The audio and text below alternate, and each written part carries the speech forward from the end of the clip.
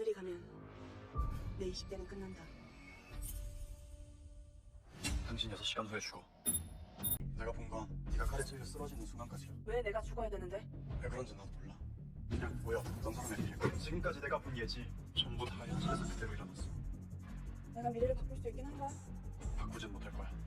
내가 만약에 너라면 지금부터 널 죽일 만한 사람을 찾을 거야. 사회부를 들었다는 동거인 신혼의 증언이 있었습니다. 주변에 자기가 예언자라고 말하는 사람. 그 남자 말이야. 예언자 살인사. Film ini menceritakan tentang seorang pria yang mengetahui tentang masa depan seseorang.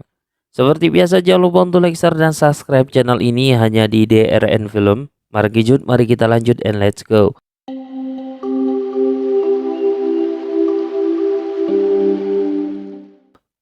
Seorang wanita bernama Jung Yun berjalan di tengah keramaian. Dari seberangnya ada seorang pria yang terus menatapnya ketika lampu lalu lintas berubah hijau. Pria itu pun mendekati Jung dan mengatakan bahwa dia akan mati dalam 6 jam kemudian. Dahulunya Jung Yun bekerja di jasa pengiriman paket. Dia juga pernah bekerja sambilan di sebuah minimarket, di mana Jung berteman dengan seorang detektif bernama Park. Hari itu adalah hari ulang tahunnya, jadi ia meminta si Park untuk mentraktirnya. Jung bekerja sangat keras. Dia pernah kabur dari rumah ibunya karena merasa di sana dia hidup seperti di neraka. Jung hanya ingin hidupnya berubah jadi lebih baik, tapi semua itu tidak mudah. Selesai bekerja, Jung pun mengirim pesan kepada temannya bernama si Ichung untuk bertemu. Nah, sehari-harinya si Ichung ini selalu menyemangati hidupnya dengan perjuangan agar ia tidak menyerah dan tetap hidup. Lalu pria misterius itu menghampiri Jung Yun dan memperhatikannya. Pria itu pun berkata Jung akan mati dalam 6 jam kemudian. Jung merasa heran dan aneh, dia tidak mengenal pria ini. Tapi kenapa ia langsung berbicara tentang mati? 20대는 끝난다. 당신 6시간 후에 죽어. Pria misterius itu pun bilang dia melihat kematiannya Jung Yun. Jung Yun pun merasa ini semua cuma omong kosong. Jadi dia segera pamit karena buru-buru ingin menemui temannya. Tapi pria itu pun bilang bahwa Jung Yun tidak akan menemui temannya itu. Jung pun mengabaikan perkataan pria misterius itu dan tetap pergi menuju temannya. Tapi ternyata temannya ini adalah janji untuk menonton dengan pacarnya. Jadi dia tidak bisa bertemu dengan Jung. Jung lalu kembali kepada pria misterius ini dan menyelamatkan Jung karena hampir tertabrak di persimpangan. Jung pun bilang seharusnya pria itu tidak menyelamatkannya, karena dia juga berkata bahwa malam ini Jung akan tewas. Tetapi pria itu justru senang jika Jung tidak mati. Karena dia juga berkata bahwa malam ini Jung juga akan tewas. Tapi pria itu justru senang jika tadi Jung mati. Karena artinya prediksinya salah. Karena selama ini dia tidak pernah salah dalam memprediksi. Hal itu pun terbukti saat pria tadi bilang bahwa Jung tidak akan menemui temannya itu. Pria itu pun juga bilang dia bisa melihat takdir orang lain. 5 jam 49 menit lagi, Jung akan tewas karena ditusuk oleh seorang pria. Jung pun meminta pria itu untuk tidak mengganggunya lagi atau dia akan menelpon polisi. Nah, pria itu pun bersikeras dan dia melihat masa depan dari sebuah jam. Di tempat yang berbeda, kepolisian menemukan jasad seorang wanita bernama Kim Hye-je, berusia 23 tahun yang tewas karena ditikam. Perkiraan kematiannya antara jam 11 malam sampai jam 12 pagi. Senjata dari pembunuh tidak ditemukan di TKP. Diduga pelakunya melakukan aksi tempat lain dan membuang jasadnya Yeji di sana. Ponsel Yeji diperiksa dan ditemukan rekaman seorang pria yang mengatakan bahwa Yeji sebentar lagi akan tewas. Saat penyelidikan kasusnya Yeji ini, ternyata ada korban lain. Dia adalah Soyeon. Sebelum kematiannya, ada seorang laki yang tidak dikenalnya mengirimkan surat ancaman pembunuhan. Surat itu bertuliskan bahwa Soyeon akan mati dalam 8 jam kemudian. Kemudian Jung pun menanyakan, apakah ini semua hanya permainan atau mereka sedang syuting drama? Pria ini berkata bahwa dari dulu ia bisa melihat masa depan siapapun jika dia mau. Jung pun bertanya bagaimanakah dan siapakah yang menusuknya. Pria itu tidak tahu siapakah orangnya, tapi yang jelas Jung nantinya akan ditusuk di bagian dada. Jung juga bertanya bagaimanakah dia tahu bahwa 6 jam lagi ia akan tewas. Pria itu pun melihat dari jam tangan dan baju yang digunakan Jung. Sama dengan hari ini, Jung belum sepenuhnya percaya. Jadi dia pamit untuk pergi. Tapi pria itu sekali lagi meyakinkan bahwa apa yang dia lihat ternyata tidak pernah salah. Jung mintanya untuk membuktikan perkataan itu. Di tempat berbeda, polisi masih mencoba melihat petunjuk-petunjuk yang mereka temukan tentang kasus pembunuhan berantai ini. Tetapi karena kurangnya petunjuk, akhirnya mereka pun menemui jalan buntu.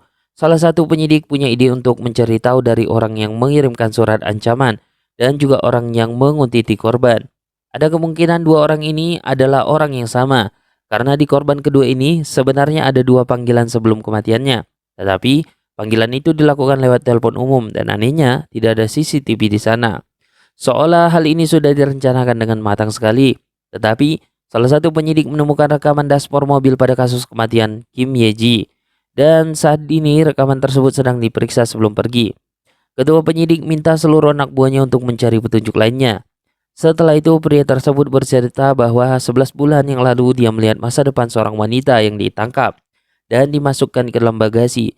Pria itu juga mencoba untuk memperingatkannya, tapi wanita itu tidak percaya.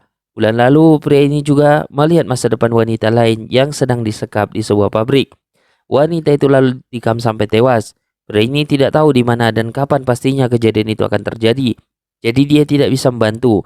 Perlahan Jung mulai percaya ucapan dari pria itu. 어떻게 죽는데? 내가 본 건 네가 칼에 찔려 쓰러지는 순간까지야. 왜 내가 죽어야 되는데?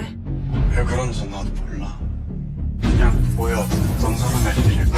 지금 Tapi tiba-tiba Jung ingat bahwa dulu temannya pernah diuntit seseorang. Jung lalu menelpon temannya dan minta alamat si penguntit. Dia ingin meriksa sesuatu, tapi temannya ini melarang Jung karena hal itu sangat berbahaya. Jung memaksanya sehingga temannya pun setuju, tapi ia diminta untuk tidak ke sana sendirian. Karena Jung selalu dibuntuti oleh pria misterius ini, Jung lalu menelpon detektif Park dan membatalkan pertemuan mereka karena dia ada sedikit urusan. Di jalan temannya memberikan alamat si penguntit ini. Ternyata tadi Jung sempat bertanya ke pria misterius tersebut apakah dia bisa mengubah masa depan. Pria itu pun menjawab tidak, tapi jika dia jadi Jung dia akan mencari siapakah pembunuhnya. Kemudian Jung bilang ke pria misterius itu bahwa beberapa hari ini ada orang yang terus menguntitnya. Jadi jika Jung akan dibunuh, dia yakin bahwa pelakunya adalah pria yang mengutipnya itu. Jung pun menceritakan bahwa dulu Jung pernah bekerja di sebuah klub. Dia dibayar untuk berkencan dengan seorang pria selama 3 jam. Karena sangat butuh uang, ia pun melakukannya. Setelah berkencan, terkadang pria itu juga sering memberikannya hadiah. Jung juga pernah memberikan gantungan kunci boneka untuk pria itu. Selama kencan, pria itu hanya diam dan tidak pernah minta hal yang aneh. Sementara itu rekannya detektif Park mengingatkan tentang kasus penangkapan pemilik klub prostitusi yang pernah ditanganinya. Ternyata kedua korban itu juga pernah bekerja di klub tersebut. Dan ada satu khusus bunuh diri yang mungkin juga berhubungan dengan kasus ini. Di mana korbannya ini juga bekerja di klub tersebut dan mendapatkan surat ancaman yang sama sebelum memutuskan untuk bunuh diri. 남성으로부터 살해 예고를 들었다는 동거인 친언니의 증언이 있었습니다. 주변에 Ketua polisi melimpahkan kasus ini ke detektif Park. Setelah mereka pergi, ketua polisi ini menghapus sebuah aplikasi di HP-nya. Sementara itu Jung melanjutkan ceritanya di mana penguntitan tersebut terjadi 1 bulan yang lalu setelah klub itu tutup. Nah, surat dan beberapa paket milik Jung menghilang dan dia juga sering mendapatkan telepon misterius di malam harinya. Jung sebenarnya sempat melaporkan hal ini kepada polisi, tapi karena kurangnya bukti, polisi tidak melanjutkan penyelidikannya. Pria tersebut berpikir mungkin pelakunya adalah orang lain. Jung juga tidak tahu karena klub ini tidak bisa memberikan informasi pribadi ke pelanggannya. Klub juga melarang mereka bertemu secara pribadi. Jadi, Jung yakin bahwa orangnya adalah pria yang sering memakai jasanya untuk berkencan. Kembali kepada detektif Park, rekannya merasa kesal karena di kasus ini dia yang sangat berkontribusi mencari petunjuk. Tapi kenapa kasusnya jadi dilimpahkan ke detektif Park? Park meminta rekannya ini untuk tidak terlalu memikirkan hal itu. Ketua polisi pasti punya alasan. Ternyata setahun yang lalu, klub ini ketahuan mempekerjakan anak di bawah umur. Jadi Jung diminta keterangan. Nah, kasus ini dulunya diselidiki oleh detektif Park. Itulah alasannya kenapa Jung mengenal detektif Park. Jung di sini tidak tahu siapakah yang bekerja di sana. Dia hanya mengikuti arahan sesuai aplikasi untuk bertemu dengan klien-kliennya. Park pun merasa Jung tidak pantas melakukan pekerjaan seperti itu. Jung jadi sangat kesal. Dia melakukan beberapa pekerjaan setiap harinya hanya untuk bertahan hidup. Sementara itu terlihat seorang pria yang terus membuntuti mereka berdua. Jung sampai di alamat yang dicari. Ternyata pria yang dicarinya itu sudah pindah dari sana. Tadi paginya, Jung pun bertanya kepada pemilik rumah itu apakah dia tahu kemana pria itu pergi. Tetapi pemilik kontrakan berkata bahwa pria itu akan pulang ke kampung halamannya. Dia akan naik perahu di jam 1.30 malam. Di waktu yang sama, pria yang buntuti mereka ternyata adalah seorang polisi. Polisi ini melaporkan hal itu ke Detektif Park. Detektif Park mintanya untuk memotret pria yang bersama Jung, yang beberapa saat kemudian rekannya pun mengirimkan fotonya. Jung saat ini bertanya ke pria tersebut apakah takdir benar-benar bisa diubah atau takdir memang seharusnya terjadi. Jung masih punya waktu 3 jam lagi. Jadi pria tersebut menanyakan apakah Jung tidak menemui seseorang, entah itu keluarganya ataupun orang lain.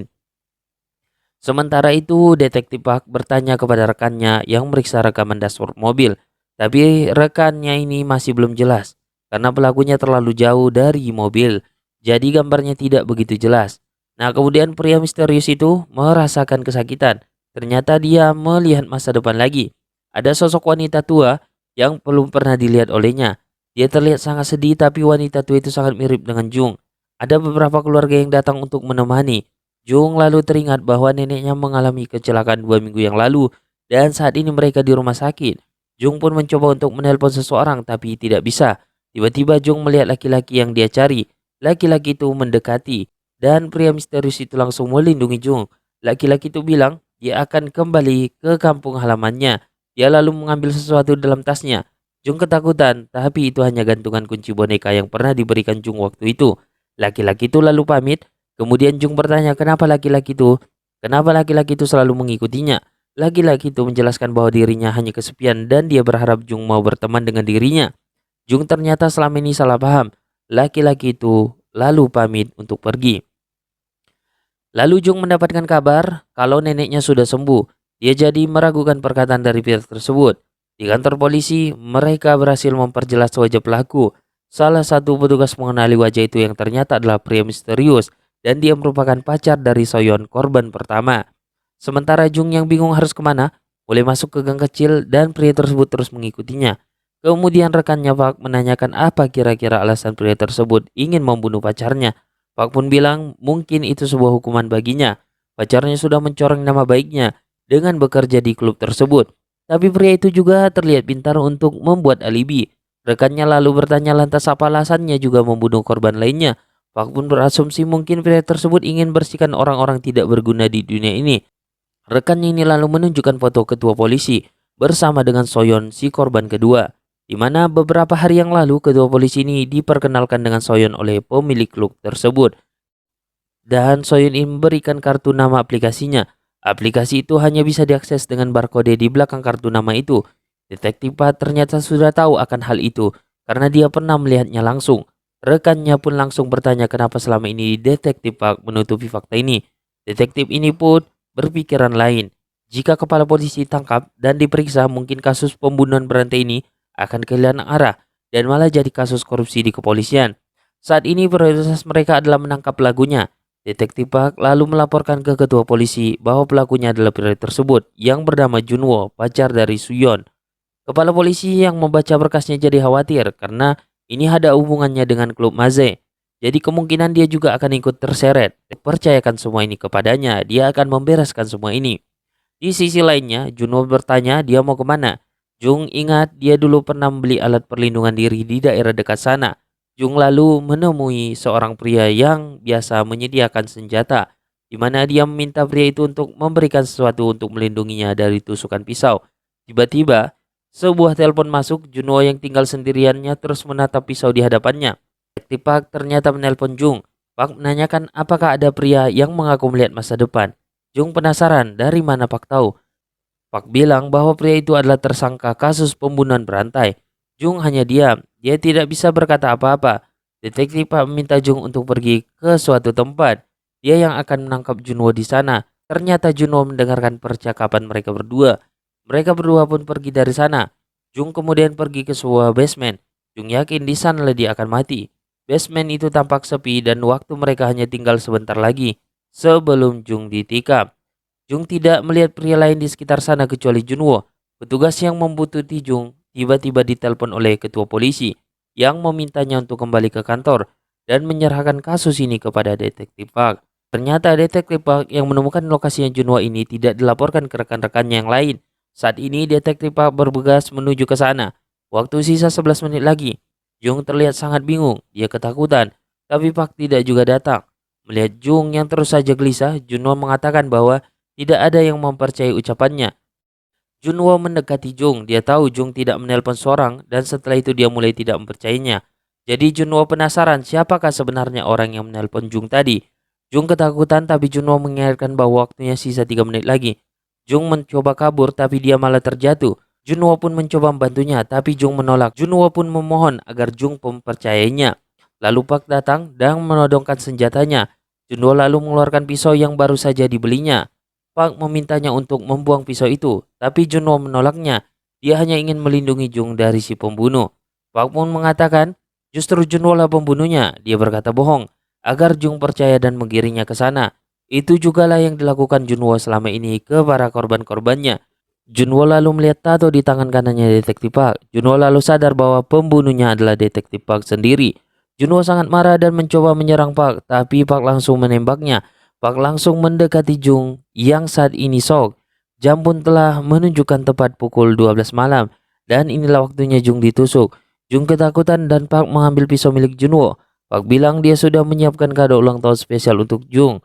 Si Park pun mulai berubah, dia terlihat seperti seorang psikopat. Jung pun lalu menanyakan apakah alasan Park membunuh korban-korbannya. Park mengaku perbuatannya, dia melakukan hal ini dengan alasan untuk menghukum orang-orang yang menurutnya sampah. Sekarang gilirannya Jung untuk dihukum. Park lalu menusuk dadanya Jung. Junwo bangkit dan langsung menyerang Park. Park berusaha meraih pisau dan langsung menghentikannya. Park berusaha meraih pisau dan langsung dihentikan oleh Junwo. Junwo bertanya kenapa Park membunuh pacarnya. Jung berteriak meminta Junwo untuk berhenti. Karena jika diteruskan Junwo malah yang akan membunuh Park. Polisi lalu datang dan Junwo dibawa oleh polisi. Kemudian Jung pun menunjukkan rekaman pengakuan dari Park. Junwo akhirnya dibebaskan. Jung berterima kasih kepada Junwo karena sudah menyelamatkannya. Esok harinya Junwo cerita bahwa tahun yang lalu pacarnya ini tewas. Junwo sebenarnya melihat takdir masa depan dengan pacarnya ini. Tapi dia tidak tahu kapan dan di mana pacarnya ini akan tewas.